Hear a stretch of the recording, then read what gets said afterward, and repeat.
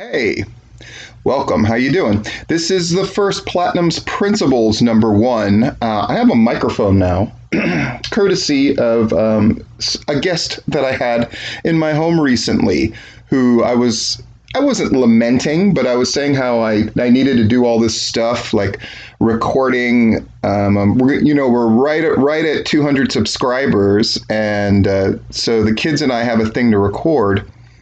And this person, unbeknownst to me, left a microphone in here, and it looks to be quite a good one. A lot of people have been saying to me that they often listen to me but aren't able to watch me, either because they're exercising or they're in the car or something like that. So I wanted to do this feature, Platinum's Principles, which will be me audio recording, kind of podcast style, and then just having the same picture up on YouTube. So basically, there's nothing really to see. It's really about listening. And if people seem to like this format, then I'm more than happy to do them. This is going to be, Platinum's Principles are going to be about me sort of taking on different subjects, things that don't really fit into the categories of the other things that I do, like full disclosure or the P-lists and things like that. And just looking at, I'm using Audacity to record this, and wow, this is a good microphone. Okay, wonderful. What did I do tonight for this first one? I watched AEW and NXT. And my rules were, I just treated it as if I was a casual fan of wrestling in general. And then I would just switch back and forth when the moment arose or when I felt compelled to. So I'm going to take us through this little journey. And along the way, things would come up where I would go, why don't they do this or why don't they do that? But this isn't about armchair booking. This is about simple things that they can do, especially because we're in this sort of post-production world of wrestling where these shows are not happening live for the foreseeable future. And it's just little things they can do that I think will help them both a lot. AEW and NXT, I find it really fascinating because, again, they're going head up against each other. And both of them suffered greatly last week's rating-wise. NXT is right at that 500,000 mark, and AEW is about 100,000 more than that. So right now, they're both having a really gutter fight. Now, I hadn't realized that this NXT was going to serve as like a takeover.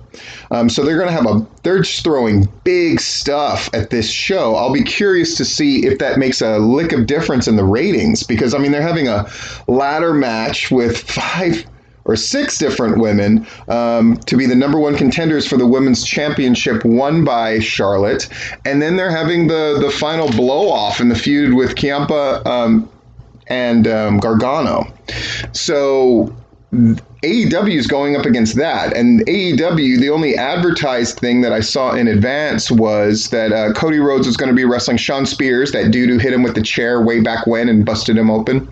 That got so much attention a long time ago, actually, that they were going to wrestle for a semifinal spot in the TNT tournament. Okay, so that's where we were. So I said, I told myself, I'm just going to start watching the show that goes up first. They're both supposed to start at 8, but AEW snuck in there about a minute before NXT from the looks of it. So I watched, and AEW, in the transition between the show before, which was movie 47 Ronin, the Keanu Reeves one, not the fucking good one. God, 47 Ronin with Keanu Reeves is so nakedly awful, but it's based on a story that I absolutely adore, being half Jap. In any case, so they had a great little clip package of like Shawn Spears is wrestling Cody Rhodes, and they had this like little 5-second of their history in videos, and it was really effective. And then they showed, Hikaru was going to take on Britt Baker, so they showed a little clip of that. They got a lot of work in like, I'd say 5 to 7 seconds, and then they go and it starts now, which I thought, again, very effective. It kept me there.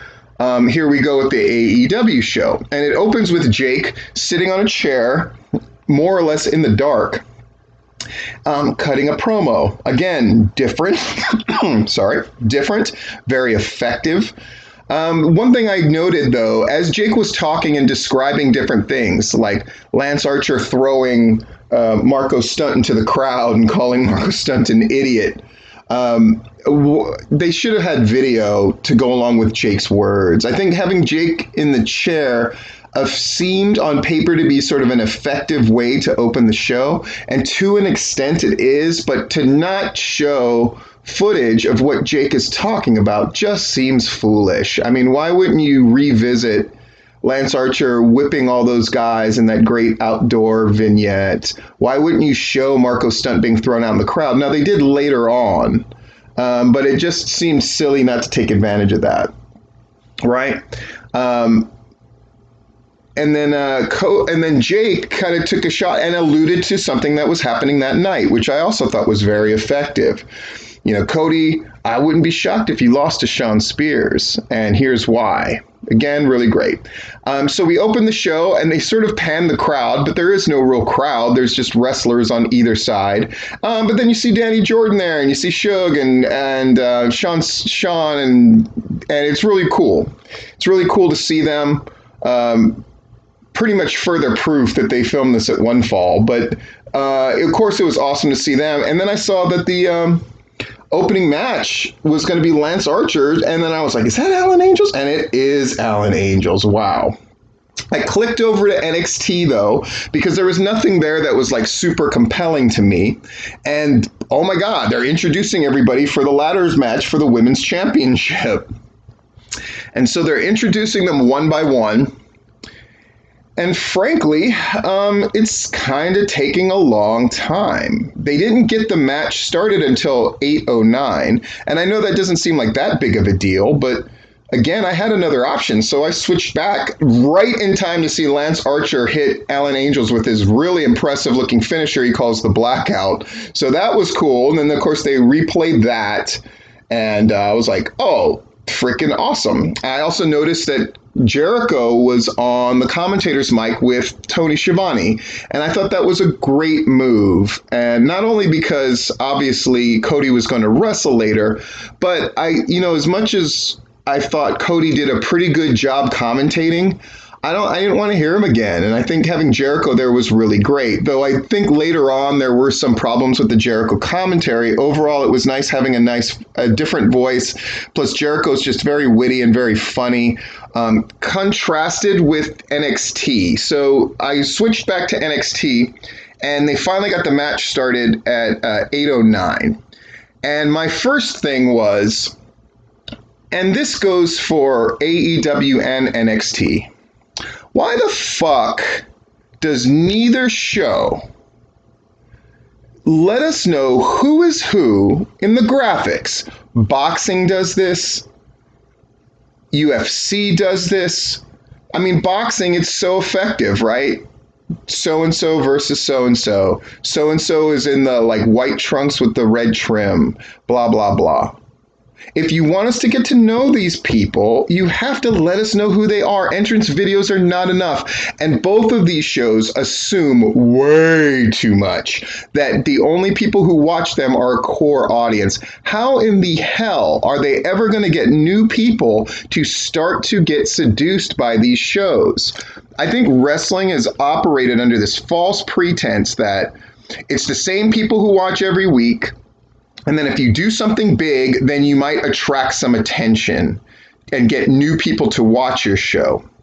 Folks, and this goes out to all wrestling groups, let us know who the fuck the people are that we're looking at. And if you have television, especially post-production, can't you just have it up there? Think about it. The center of the ring is where they're wrestling. That's the interesting stuff. Everything on the edge is not utilized in the least, and it's foolish. I'm looking at 6 women, and a couple of them I just know because I know. But I don't watch NXT regularly, so I'm like, great, a bunch of women I don't know and Mia Yim, who I know because I booked her, right?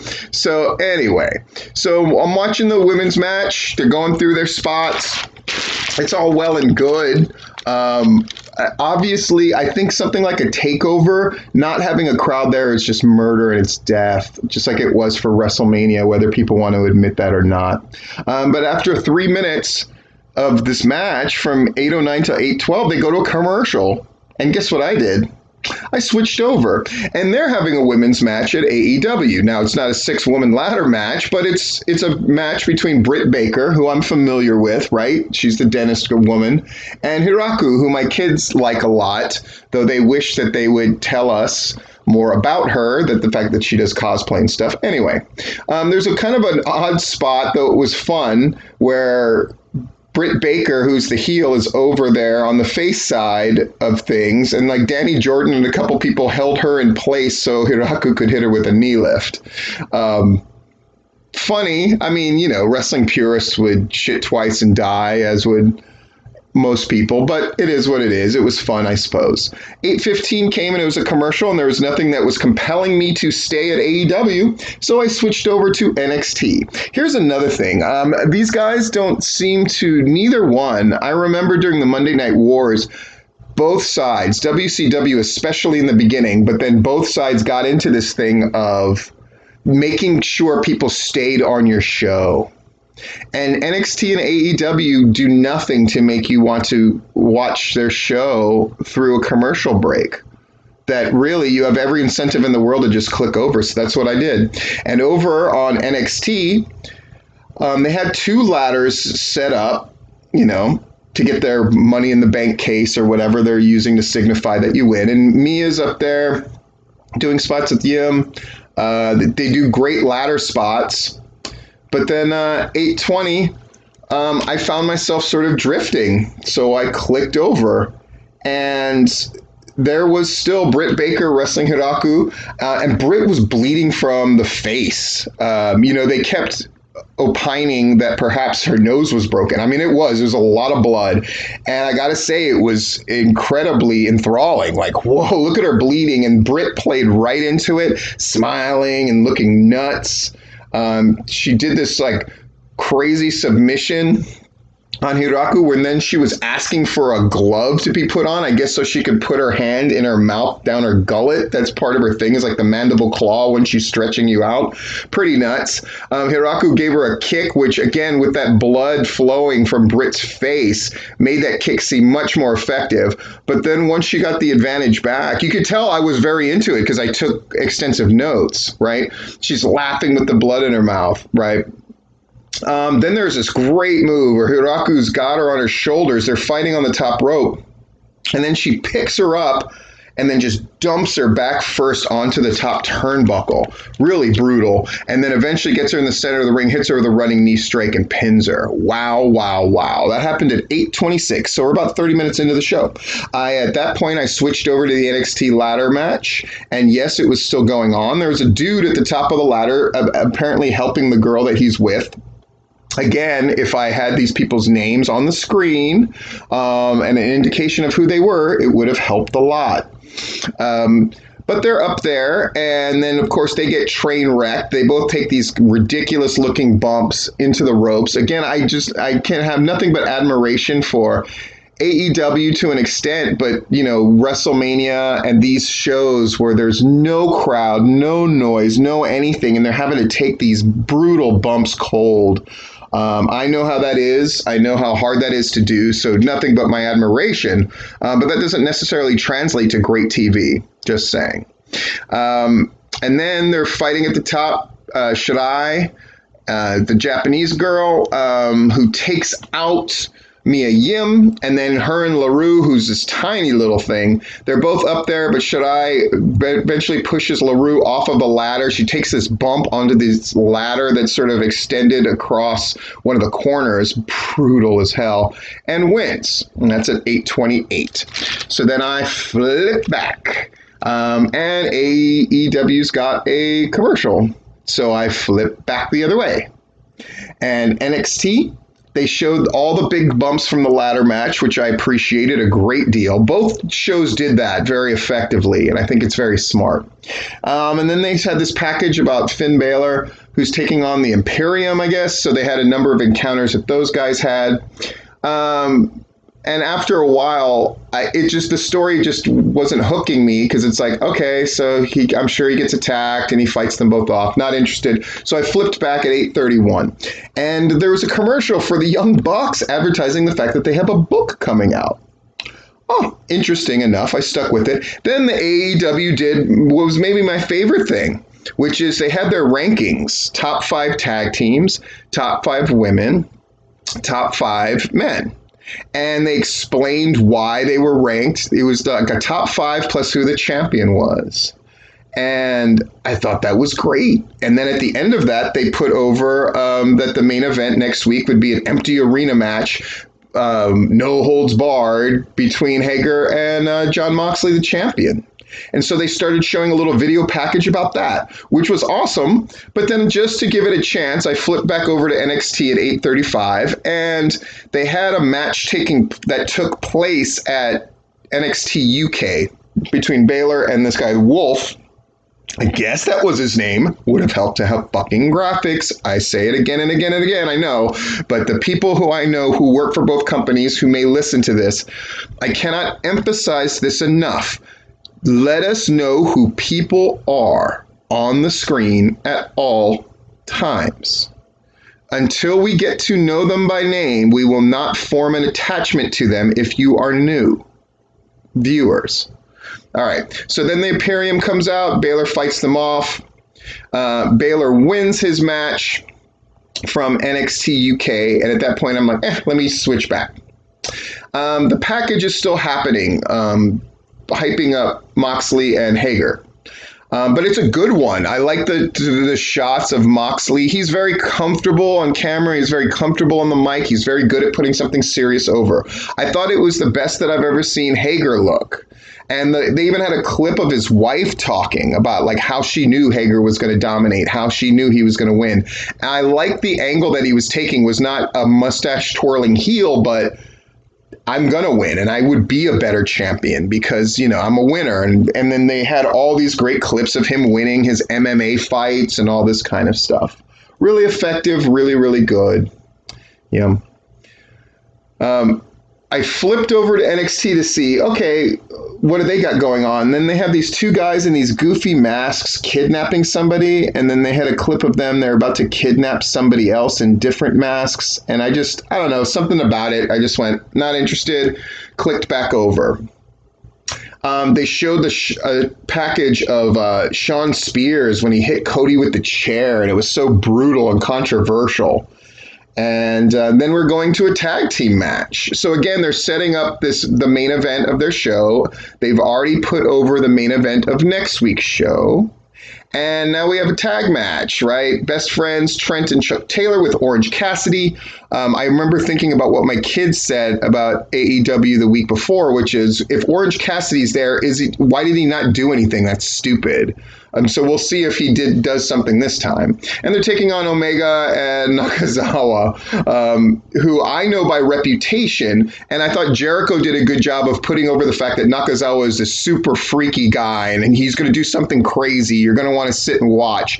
Again, it was the only attempt I saw to introduce, at least in some way, shape, or form, in case you had a first-time viewer going, yeah, no, the Nakazawa guy, he's going to do something nuts. You're going to want to see it.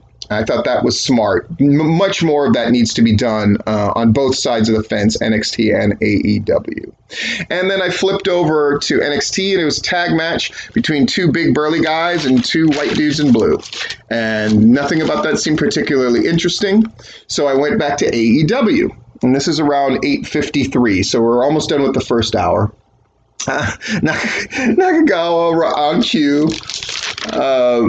Nakazawa takes baby oil and puts it on his chest, and so the chops of Trent just keep sliding off, and they do it 3 times, which was funny enough, but then there was something about it that I was like, oh, God, why do they keep doing it? Fuck it. I turned over to NXT. I got to see the pin, and the two big dudes absolutely moshed the other guys and got the pin. Cool. And again, no graphics telling me who anybody is. really frustrating, guys. Really frustrating to not have the names of these people presented prominently and constantly. There's no reason to not do it in a post-production world.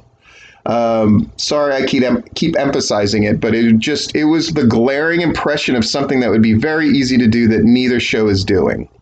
Adam Cole cut a promo, obviously from his house. My ex-wife's parents had a house just like this, where it's got the covered pool, or it's got the pool that screened in area. There's so many houses like that in Florida. I laughed and laughed and laughed because he was obviously in Florida cutting this promo. And it was a pretty good promo. I tend to think Adam Cole runs kind of cold for me, if I'm being honest. But he's calling out Velveteen Dream. I thought it was a pretty good promo. And then they had a good little package with Ciampa and Gargano and put over the fact that they're going to be wrestling this brutal match. And the first thing I thought was like, oh no, is it going to be like Orton and Edge from WrestleMania? That's a problem, right? Then they started showing the NXT women's title match or putting over that they're going to show it between Charlotte and Rhea Ripley. And I'm like, I don't want to watch that again. So I switched over at 8:57, but AEW was in the middle of a commercial. But I sat through it. And then I took out my tablet and started playing my game that I always play. That's not a good sign, because I told myself I wasn't going to pay attention to the tablet, but I just felt the need to. And they did. And meanwhile, they go back to the tag match. So Omega and his partner, Nakazawa, wrestling the best friends. And they do a very by-the-numbers hot tag, and I'm bored out of my skull. Chuck Taylor is just kind of going through the motions. There's nothing about it that was particularly interesting. That happened right at 9 o'clock. So I clicked over to NXT, even though I didn't want to, because I didn't want to watch the Charlotte match again. And they were doing that thing where they would have like a video, and then it would go into a still picture to try to give you an incentive to actually watch the match on the WWE network. So they did that for the major spots. And then Charlotte won. And then I saw they were setting up for the promo, and I'm like, is this the same fucking promo that they had on Raw? And as Charlotte walked to the microphone, I went, yep, this is the same promo. And so I was pretty mad about that. Like, what the fuck are you showing us the same post-match promo on Raw? If you watch NXT, guarantee you watch Raw, right? Even though the rating was the lowest that they've had post-WrestleMania, maybe ever, at 2 million, that's a hell of a lot more than at most 700,000 that the show is going to get. So showing the match to people who had clearly seen it, who the fuck watches NXT who didn't see WrestleMania, for crying out loud? And then you're showing the post-match promo that you had on Raw. I was just... At that point, I sort of made a mental note that NXT is going to have to do something amazing to get me to watch it, and AEW is going to have to screw up pretty bad to get me to go back to NXT at this point. Go back to AEW right after 9. And Orange Cassidy does a thing. It wasn't much, but he, dove out of the ring. Yay! On top of Omega. And that was great. Then Nakazawa... the premonition of, oh, he's going to do something insane. And I thought, oh, the baby oil on the chest, that's it. No. He takes out from his tights, he pulls out his jock or whatever, puts it on his hands, and he keeps smothering people's faces with it. Holy shit. They called it the Venom Arms. It was nuts. It definitely gave a kind of a crazy, wacky feel to the whole thing, which I feel two ways about. In one hand, I was like, that's good. It was fun. It was different. And another thing, it was like, man, they sure did that stuff for a long time, it felt like. But then Trent nails this pile driver on Nakazawa, but he manages to kick out. The best friends eventually do win with a kind of a powerful double team move. So that's where we are on that. I'm still sticking with them. I even stuck through the Brody Lee promo, which I honestly didn't want to watch, because if I have to watch one more Vince McMahon-esque thing, I don't know if I'm down for it. They had 3 guys there from the Dark Order in masks, one of them in a tie. So he put over the guy that wore a tie, and he says, I have a job for you. And the other 2 he admonished for not looking professional enough. Clearly, this is another allusion to Vince McMahon. It's whatever. 9:10, so I switch over. I'm just like, okay, I give you a chance with the Brody Lee promo, but there was nothing there riveting that would make me particularly hate anybody or whatever. I found it to be sort of a waste of airtime, if I'm being honest. But we were informed that Brody Lee is going to wrestle later. Okay. But at 9:10, I was like, let me give NXT a chance. And they were in a commercial. But I waited through it. And Ciampa was wrestling Gargano. And I was like, holy shit. Because then I went, oh my God, is this thing going to fucking last almost an hour? Oh my God. And they were walking and throwing into things. So after 4 minutes of them walking around the ring and throwing each other into shit, I had flashbacks of Orton Edge, and I was just like, I can't fucking do this again. I can't. No crowd where they're just walking and throwing each other into shit. I just wasn't down. So at 9:14, I flipped back to NXT or AEW. Man, another Hager Moxley frickin' promos, and these were good. These packages are so well put together by AEW. They're just so well done. And Hager, who I've never cared for, not for a second ever, manages again to cut these really great promos. And the Moxley ones of him sitting there post-workout just saying how he was going to, he's like, can you dig as deep as I can? Are you going to fight? Again, all these allusions, these subtle allusions to the great promos of the past of people that you don't expect. Like Moxley was basically doing a Nick Bockwinkel promo, which most people wouldn't catch, but I certainly did, and I appreciated it. Really great package. Then they hit a commercial at 9:18, so I'm like, let me see what's going on at NXT. And they're back in the ring, Ciampa and Gargano. And I think that was a great move. In fact, they went back to the ring multiple times. And I think it just made it much more effective. It's about 6 minutes in. Gargano gets hit with his powerbomb through a table on the outside. And Ciampa's crazy ass gets these clippers and starts clipping the ropes off of the ring. And I think, okay, I'm interested. It's the ropes specifically that are tying down the canvas. So he takes off the ring aprons and then he takes off the canvas. The ref talking to him this whole time was really bad, though. Just like the ref talking to Edge and Orton, I thought the acting just fucking blows. The referees don't look like referees, which is beginning to piss me off, too. The fucking haircut on that referee at WrestleMania was god-awful. They have deeper tans than the wrestlers. I hate referees that look like indie workers that are being thrown in there to ref. It's a bad look on the indies. It's a worse look at something like NXT, in my opinion. The ref talking to him is really terrible. It really takes away from this sort of moment of, oh my God, he's exposing the bare wood of the ring. And I didn't need the idea of you're going too far to be said explicitly by the referee. We got it. Show, don't tell. My God. And after all that great shit, they start fighting on the outside. Fuck you. I said it out loud. Fuck you. Fighting on the outside when you've set up this great thing of we're going to fucking finish this in the ring. And then I looked at the clock and I went, oh, it's 9:28. We got 30 more minutes of that fucking match. Fuck that. And so I clicked back and Brody Lee just won his match. And so Brody Lee won, so I caught that. And then as he was walking to the back and he was staring everybody down, and to their credit, Danny and all of them did what they're supposed to do, which is they were terrified of Brody Lee or they weren't in the shot, as if they were trying to avoid him, which is what you should do with a fucking killer guru-like, Rasputin-like heel, right? You wouldn't want to be near him. Then he looks at Marco Stunt, fucking Jesus. And Marco Stunt gives this sort of dismissive wave, which thank God Jericho tried to cover by going, you don't want to do that. You don't want to do it. You better be careful, Marco. This is only made right if they have Marco get absolutely murdered by Brody Lee next week. It's the only way that it feels right. And then they can show this clip of Marco dismissively waving at him and being punished for it by Brody Lee. Other than that, I thought it was fucking terrible. How bad? Fuck you, I switched to the other station.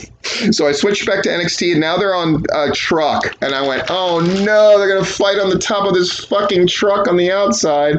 And so they did. So he, Ciampa's up there, come on, wrestler man, come on, Gargano, get up here. So he gets up there, and they start super kicking each other. And then they go to commercial right when it's like a little precarious and exciting. And strangely, the camera work for this NXT was more effective at times than the camera work at WrestleMania. They obviously had a crane camera or some kind of really good drone camera because they kept getting these overhead shots of the truck on the outside that looked fantastic. But again, would have loved to know who those people were for the people that didn't know, etc. It was very bare bones. There was no commentators, which was good in the sense that the commentary for Edge Orton, which is what I'm just going to keep comparing this thing to because it invoked it. It couldn't help but invoke it. The commentary hurt that thing because they were so terrible. But not having commentary at all hurt them a little bit, I gotta say. Anyway, at 9:32, I'm just like, you just went to a fucking commercial right when it got exciting? Fuck you, NXT. And I clicked to AEW. And another package is shown about Cody and Shawn Spears and all the madness that happened in their match at, I believe, it All In. All this crazy shit, right? Like, Arn Anderson gives this dude the spine buster until he gets punched and this happens and, oh, look, weird, MJF was with Cody and that's interesting and blah, blah, blah, blah, blah. And then I was like, all right, after I watched that package, there was really nothing else going on in AEW. So I'm like, all right, I'm going to give him a chance. So at 9:36, I clicked back and they're back in the ring and they're fighting on the bare wood and Gargano says, this is it. And I'm excited. I should have known that it was still going to go for 24 more fucking minutes, but okay. The fighting on the top of the rope, I take it back. What did I say the best thing that NXT did? No, I said the best thing that AEW did. Here's the best thing that NXT did. This fight between Ciampa and Gargano on the top rope with the bare wood of the ring exposed. They kept doing these dramatic camera angles and these quick cuts. Sounds like I'm going to hate it, right? Opposite. It was so dramatic. It was done so well in post-production. I've actually felt like, holy shit, I don't know who's going to win this. I was scared for the guys. It was great. And then they did the surprise of him hitting Gargano with basically a kryptonite crunch to the fucking floor. They went the opposite way. After going like, who's going to throw who onto the wood in the ring? They went out on the floor, and the cut was so good that I forgave it. Obviously, I don't think they had those guys just bump unprotected from the top rope, but they did a very good job editing to make it seem like that's exactly what they did. I thought it was incredibly effective. Both of them are there. They're fucking hurt appropriately. Then he rolls him into the ring and then gets a fucking 2 count and a typical 1, 2, and Gargano kicked out. And something about that just felt very stupid. It just felt very like... So I switched back. 9:39. Cody Rhodes just missed a moonsault. Shawn Spears hits him with a pile driver. And then we go to a commercial. What's this fucking thing of something humongous happens and we cut to a commercial? Both shows do this. It's very stupid. Because it makes me just go like, well, fuck you. I'm just going to switch to the other thing. I don't know what the answer is. I'm not saying that. I'm just telling you, when you show something absolutely amazing and then you cut to commercial, my instinct is to not go, oh, I got to see what happens now. It's to go, fuck, why can't you let me fucking enjoy a thing for a while? That's what it feels. It feels like both shows are afraid to let you enjoy something for an extended period of time. And I would love for somebody, especially in a post-production world, to call an audible and once in a while just stick with things for a while. But the commercial, we go back. Ciampa's got the crutch. He gets cut off with super kicks. Gargano does this really intense thing where he's yelling and screaming at Ciampa that what a failure he is. You're a failure. You're a failure as a husband. You're a failure as a father. Very intense. Obviously, everything's happening tonight. This is the last time they're supposed to wrestle. Ciampa eventually goes nuts with that crutch. I mean, just fucking apeshit, beats him to the point where I'm worried about the health of these guys, which means I guess it was effective. And once he starts going fucking nuts at 9:47, guess what they fucking do, folks? Go to a fucking commercial. Jesus fucking Christ. I was just going to stick with NXT through the rest of the time, but then they went to this goddamn commercial. So they gave me a chance. They let me get away. I slipped out of their fingers and I went to AEW. And Cody right then was getting suplexed onto a rail that was leaning against the ring on the outside. Holy fucking shit. And Jericho's going crazy, right? Oh, you could get hurt. Look how his ankle hit that thing. And Jericho did a really good job of making small things into big things and talking about it. It's just a stellar job of commentary by him. And I think Cody did a great job before in the couple of weeks before. But guess what they just did? They went to fucking commercial at 9:50 after all of that good shit. But guess what? They didn't. They implied that they were going to go to commercial, but somebody obviously made the audible of, let's keep this thing going for a while. So they got in 3 or 4 minutes of good shit and basically got back in the ring. And then at a more natural stopping place where the action definitely slowed down, then they went to a commercial. So guess what? They got an extra 3 or 4 minutes viewing out of me. Very smart. Whoever made that call to not go to commercial when Tony called for it, and instead let some more shit happen. Very smart. But I did switch back at 9:50 because I felt like I got to see the end of this fucking almost 50-minute match between Ciampa and Gargano. So Ciampa was trying to get an STF with the crutch. Gargano was trying to get the crutch across his face and get him in this STF. And it definitely botched. But then he just put the crutch right across him and made it look really good. Ciampa did. And so Gargano gouges the referee's eye, basically, to fucking send the referee to the floor screaming and gets out of the hold. Gargano, they fall to the floor, and then Gargano, as he's coming in, Ciampa catches him in a hanging DDT onto the wood. Absolutely brutal. Looks really good. Both of them are lying there. And then this is one of my favorite things. And this is what I want to see out of these post-produced fucking wrestling things. Gargano touches Ciampa's hand. And they make a deal about it. They film it very close. And he touches his hand in this sort of like of almost affectionate way. And Ciampa pulls away immediately. But it was clearly meant to be important, and it was. It definitely registered with me, and I thought it was very interesting. Then they kick each other, and then they both get the crutch, and they both get pieces of the crutch, and they hit each other at the same time and fall down. I hated this fucking spot so much. Where they just, we hit each other and we both fall down. Fuck. I can't blame them. I mean, they've been wrestling forever and kicking the shit out of each other. I just hated that spot. I just thought it did not look good, and it did not resonate with the size of what was going on at the moment. Then a woman came to the ring who apparently is Gargano's wife. Again, because you don't have commentators, it would have been nice to have any kind of graphics up or whatever. Because you can't assume people know these fucking stories, right? She yells at Ciampa, "Are you happy?" Because Gargano's just beat to shit. He's not moving. And she goes, "You made me hate my husband." Then she kicks him low and leaves. And at this point, I wrote down, they're taking big chances here.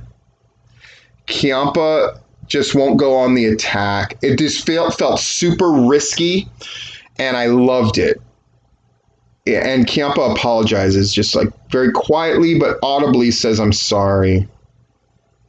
And I'm thinking, I got a million things rushing through my head, which is great. I'm like, is this the finish? Is this what they're going to do? And then Gargano says, "I'm sorry too." What? Wow. And it actually felt earned. I was okay with this finish, but it wasn't the finish. The wife comes back, kicks Ciampa low from behind. And I'm thinking to myself, like, that's pretty fucked. I guess the guy took the nut shot from his wife so they could set up, but then he pulls out a cup, and him and the wife make eyes at each other like, we fucking got him. And then he picks up Ciampa and goes, "You're going to lose." And then he fucking double underhooks him, picks him up, pile drives him on the fucking wood and pins him. And then him and the wife leave, and just little interplays between the two of them as the fucking number one heel fucking man and woman in the league now. I mean, how could they not be? Where she goes like, "Are you okay?" And he's like, yeah, I'm good. I mean, he's still selling that he's hurt, but they're so proud that they've pulled off this evil fucking thing. I fucking loved it. I thought it was really effective. I am glad I didn't watch every minute of that fucking match, though. Jesus Christ. I clicked over to AEW to see if I could catch anything at the end, and Cody won with 2 crossroads and a figure 4 to get a pin, which I thought was really interesting. But then they showed all the great spots from the thing, so I could see them. They showed the fucking table spot that Cody took on the outside and all that shit. So, awesome. Anyway, number 1 advice. You gotta tell us who people are, NXT and AEW. We have to know. That is just unforgivably bad. You can't assume, stop assuming that the only people who watch your show religiously watch your show. That is, it's going to be impossible to grow if you do it this way. It's impossible to grow. You got to start playing fucking creative. Much, much more creative. The old rules are out. What can you do post-production? What can you do to make things clearer? Look at it as if somebody was watching this show for the first time. How can you help them out? How can you help them? How can you introduce them? How can you seduce them over time? How can you make them fall in love? That's my number 1 advice. And this has been Platinum Principles number 1.